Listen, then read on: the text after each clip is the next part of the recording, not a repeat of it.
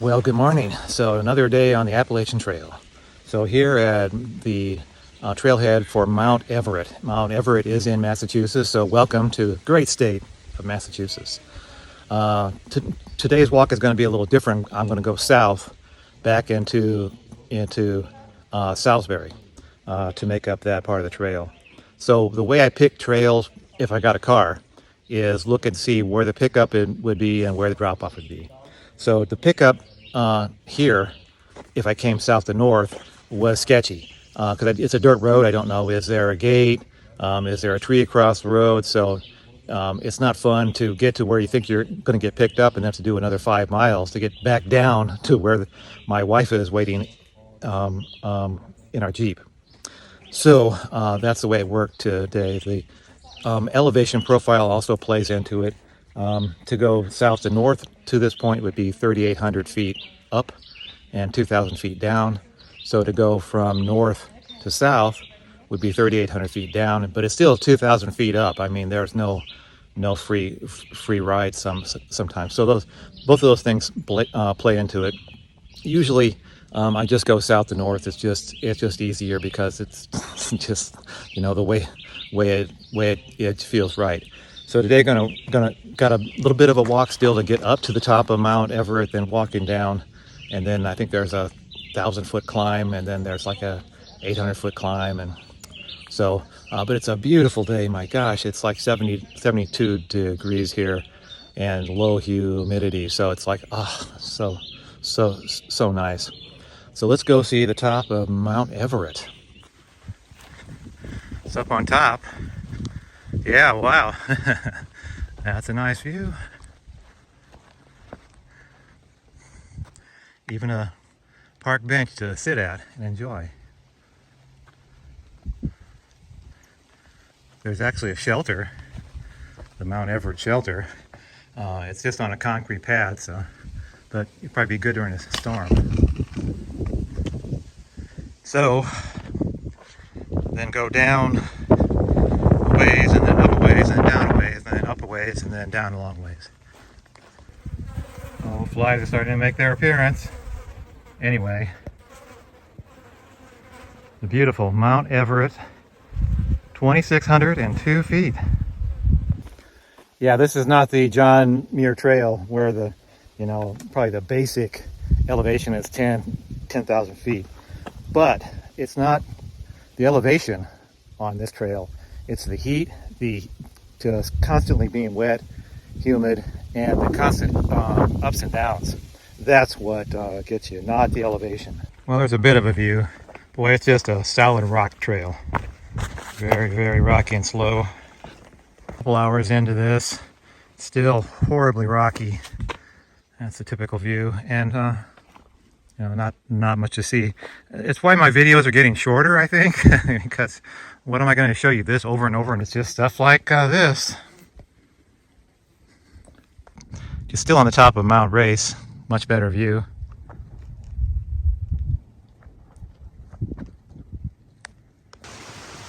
Welcome to Massachusetts, crossing the border. Not much to look at here except a pretty little creek and a deep, deep canyon. And I'm going to have to walk out of here in a few seconds. Where does the trail go? The blaze. Oh, there it goes. All right. Very pretty. The Connecticut-Massachusetts border, ladies and gentlemen.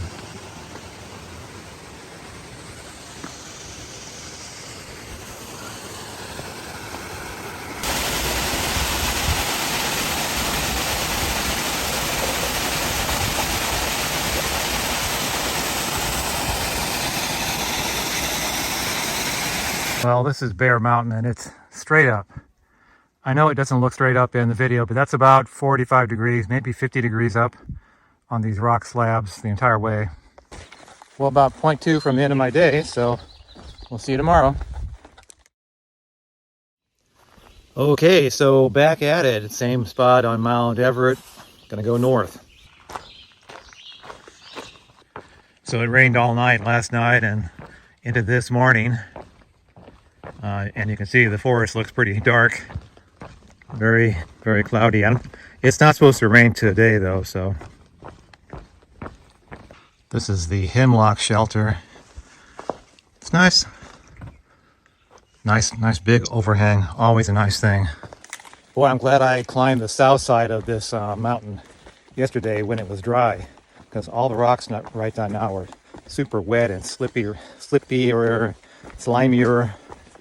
and all the rocks south of Mount Everett were super steep and slanted, which is a very bad combination. So far, I've fallen three times. Once was in the Smokies on some slippery, slanted rocks. If you recall back when it was like the snow and the rain and all that terrible. Just the other one was in south of the Dragon's Tooth, and just kind of, it was on a wet, slanted rock and went right down to my shoulder. How I didn't bust my arm in two places, I just still don't know. I've still got kind of like a big bruise there. And once it was dry, and there was a stick covered up in the leaves, and my toe hit it just right, and I was walking fast and couldn't catch myself, and did what they call a Superman flight. Yeah, so try not to fall. But I talked to other people who said they've fallen 10, 12 times. Man. So if you wonder what I do during the day, it's not too exciting. I mostly think and just listen to podcasts. So before I get out of cell range, I download podcasts that I would like to hear, and talk shows. So I've got some books on tape, but I haven't been doing that. So I don't know why. I just like the podcast better now. Well, it's a rough downhill too, really steep. I mean, you can't tell, but this is like 45, 50 degrees down, and the rocks were still wet. Ugh. Well, I made it down off of Mount Everett without getting killed. It just seems unnecessarily dangerous. I mean, it seems like there's probably lots of people who've gotten hurt. I'm amazed no one's tried to sue the ATC yet, because they're endorsing a trail that's inherently super dangerous. Maybe I'm just old and scary, but what's the point of that? I mean, is it trying to impress somebody? I don't know. I mean, the PCT had a few hairy spots, but a few, not constantly every day kind of stuff. I don't know. Coming up on Jug End Road. Well, this is nice, a little pasture. And of course the breeze comes back. A little air. The beautiful Route 41. And it's always a look to see where the trail goes. Nobody. Very low-lying lands that are very, very swampy. Coming up on the Sheffield Highway. Last Battle of Shays Rebellion, 1787. Man. Whenever I see battlefields being mentioned, I always think, God, how did you get through the woods? You would just have to hack your way through every foot, and I could hide 1,000 soldiers in these woods, and you wouldn't even know it. What a hard place to fight, I guess. Yeah, right up there is Mount Everett looking back, and then you walk down this ridge.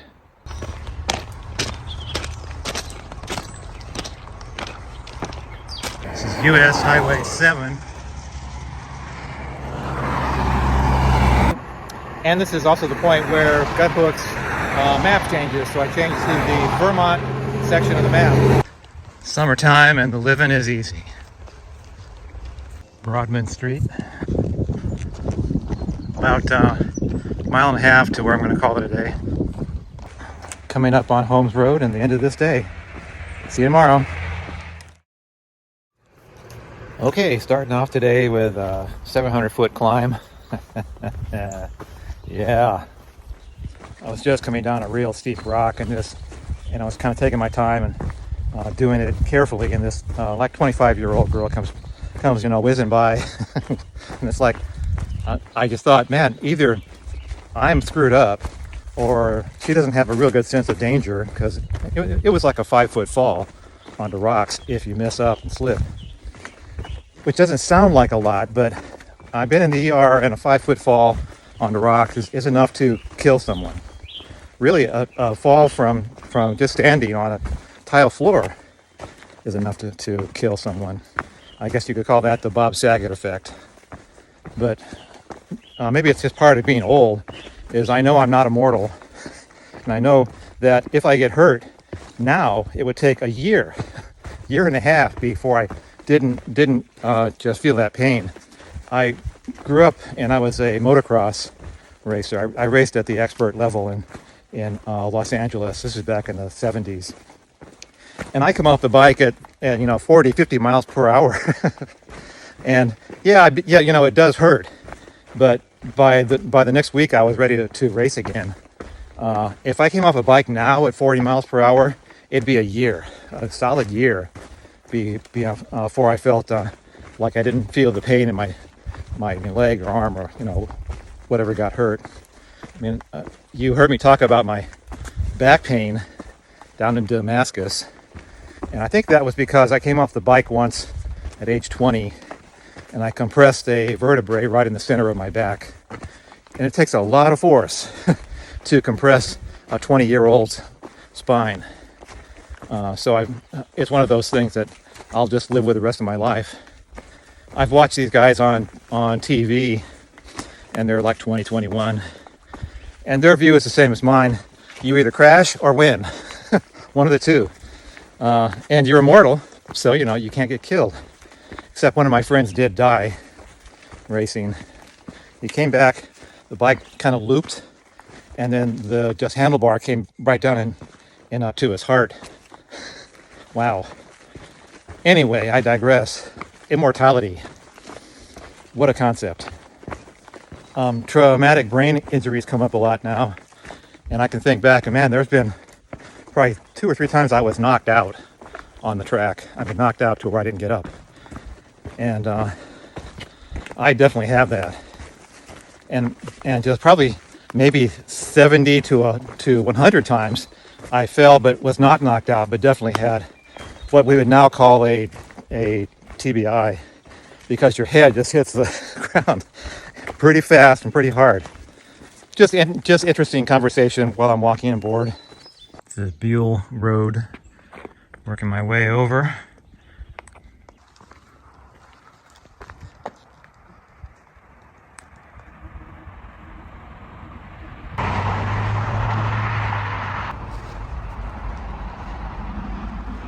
People passing out toilet paper. That's a first. Coming up on Benedict Lake. Pretty big lake. About a mile from the end of this day. Sorry, there's just not much to show you. It's not been a very, what's the word I'm looking for? Not much to see but woods. And I was thinking, it's a green tunnel, but in some ways that's good. If you were exposed to the sun with all these climbs, my gosh, people would be medevaced every day for the amount of heat stroke, heat exhaustion. You just couldn't do it because both sun and humid and hot, you just couldn't do it. So coming up on the end of this day, see you tomorrow. Well, good morning. Another beautiful day on the AT. Lions and tigers and bears. I've not seen a bear yet. The entire trail, not seen one bear, even through Smokies and the Shenandoah. So today looks like a pretty flat hike through these woods. Well, I'm kind of always, watching for bears or making noise, but nothing like it was in Glacier National Park. My gosh, I bet I said, "Hey, bear," 4,000 or 5,000 times. Man, because it's a very brushy place, and you really can't see around the bend.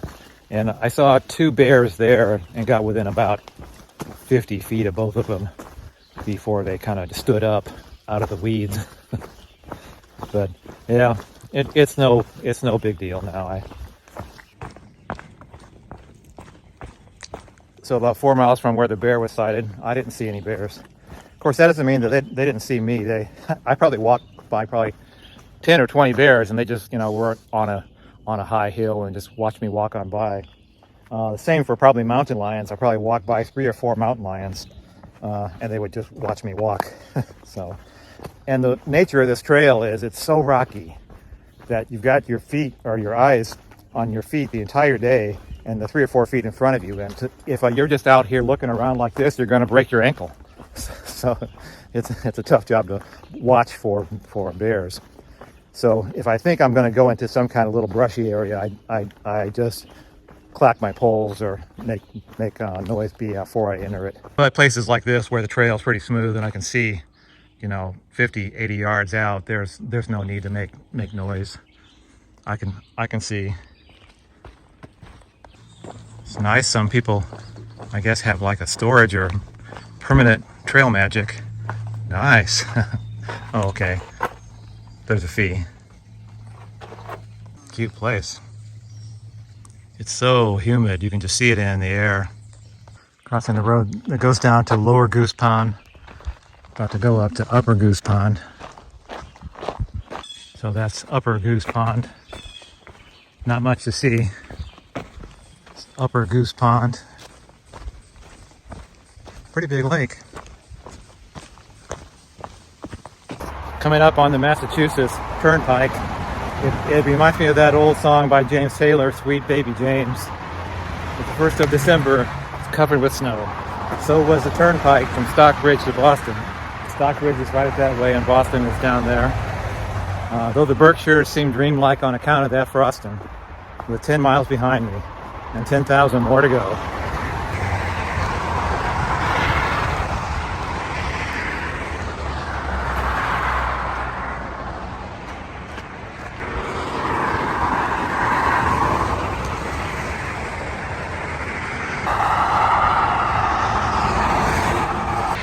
So that's all for me today. See you tomorrow.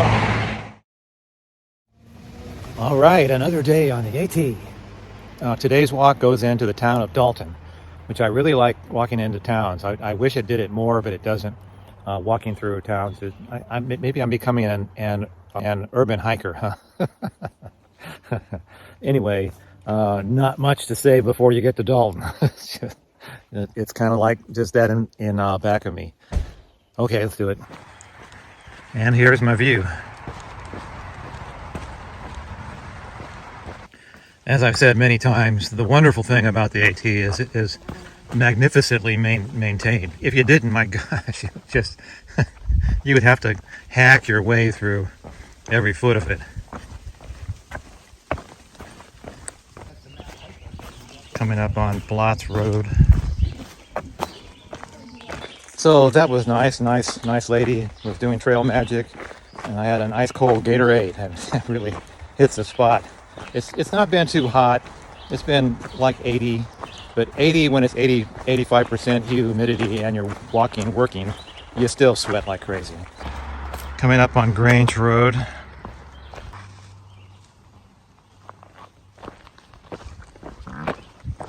Pretty. Coming into the outskirts of the town of Dalton. Cute little street.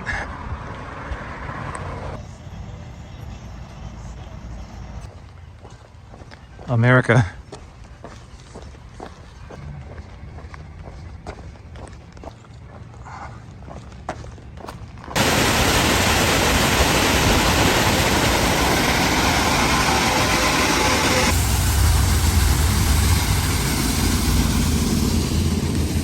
Boy, it's hot. 86 degrees. Very humid.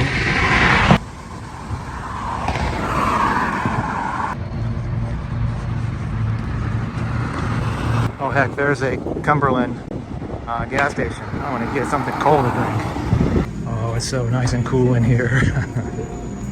Oh, so good.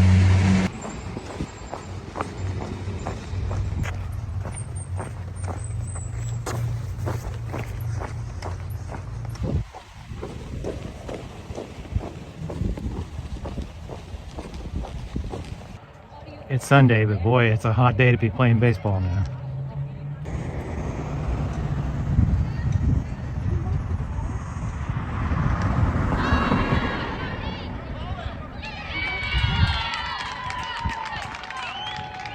This town is like when America met mom and apple pie. I've got to say, walking through these little towns along the AT has been my absolute most favorite part of the trip. Second would be being able to drink beer without gaining weight, but that's definitely on the list. About 0.4 to the end of my day. The star on a lot of the houses and barns around here. My wife looked it up, and I think she said that it was a symbol that you were with the Union Army. The Fitch Whose house. It's very cool. Very small. People had really, really small homes back in 1846.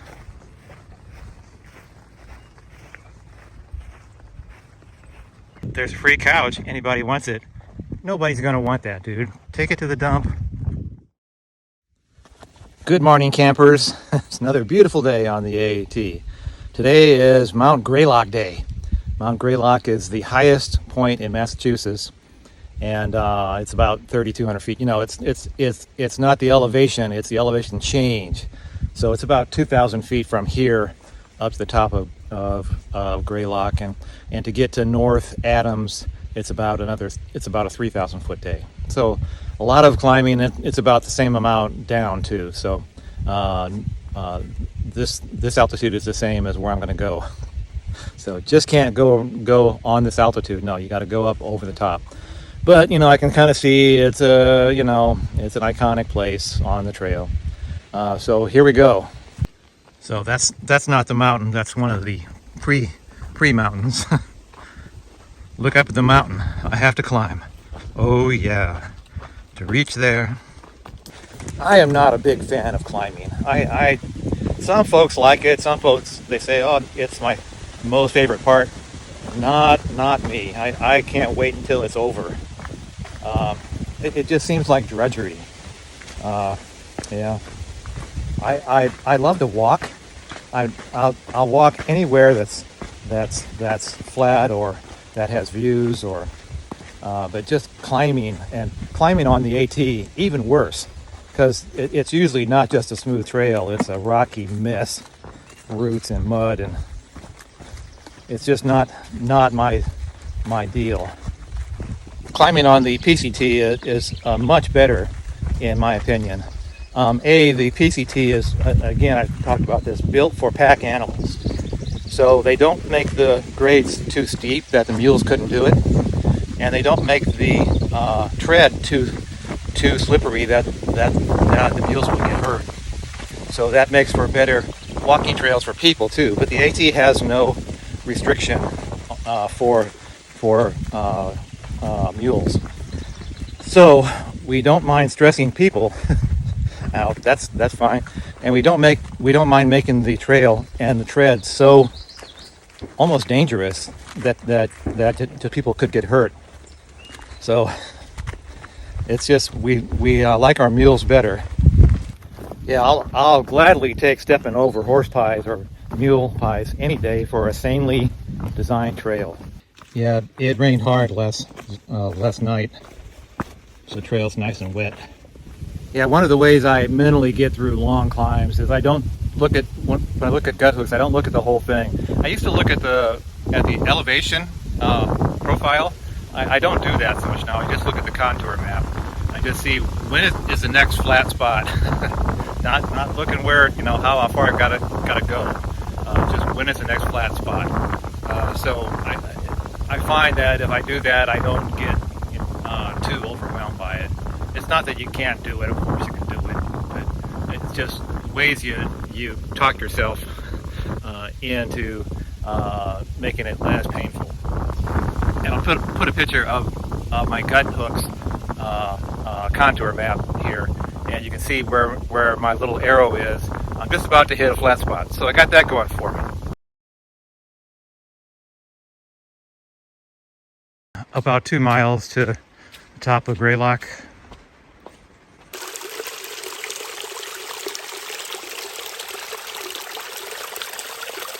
Well, there it is. Very impressive. Long climb.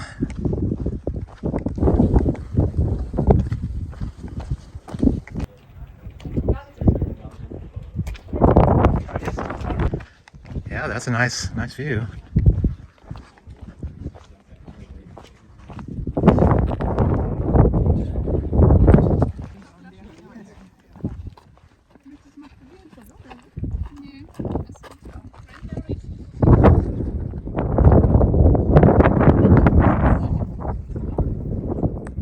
Alrighty, now to North Adams. But first, there's a thing called the Thunderbolt Shelter, which is not some place you can sleep in, unfortunately. It's just some place that you'd come to, like if there were a lightning storm. Oh, smells like mildew. Okay. So cute. Hello. You sure are orange. Are you gonna move? Get out of the trail. You're gonna get hurt. About 0.3 from North Adams. Almost to the road.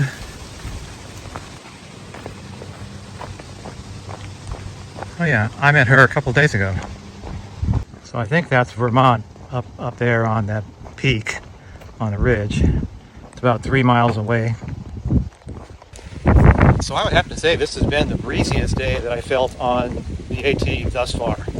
It's just not a windy trail, except up on Mount Washington in the Whites. I don't know how that's the windiest place on earth. There's no other wind in the AT thus far.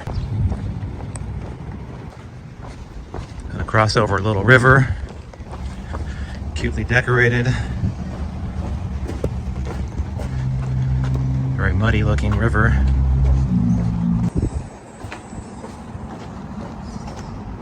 And then have to work your way over the railroad tracks.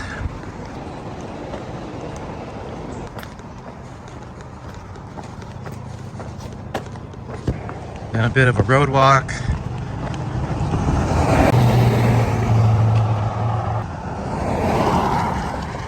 Where's the trail? Goes through somebody's yard, I guess. Yeah, this is wild. It goes actually through someone's driveway. Some very understanding people.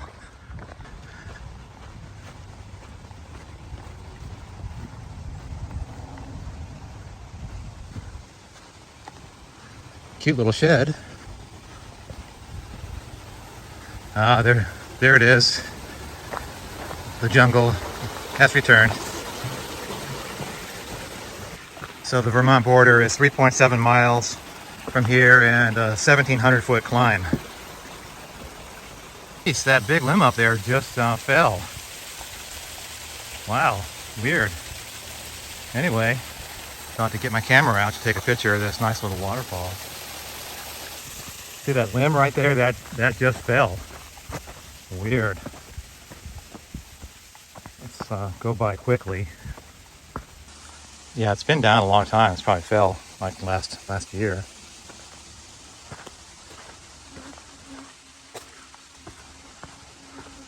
Seems pretty quiet. Let's go by quickly. All right, lived through another one. There's a saying on the AT that says, if you're confused about which trail to take, go up. Take the trail that's going up, because that's almost always the correct trail. Boy, it's super humid and super hot. I think this is the most sweaty I've been, like on the entire trip. And there's super tons of these gnats trying to fly into your eye, like right there. Fun. I've got a bug net, but the thought of wearing a bug net in this heat, and then I wipe my forehead every like 4 seconds. So that might be tough to do. Finally broke down and put the bug net on. Just can't take it. All the gnats, man, terrible. Almost to the Vermont border. Well, there it is. Welcome to Vermont.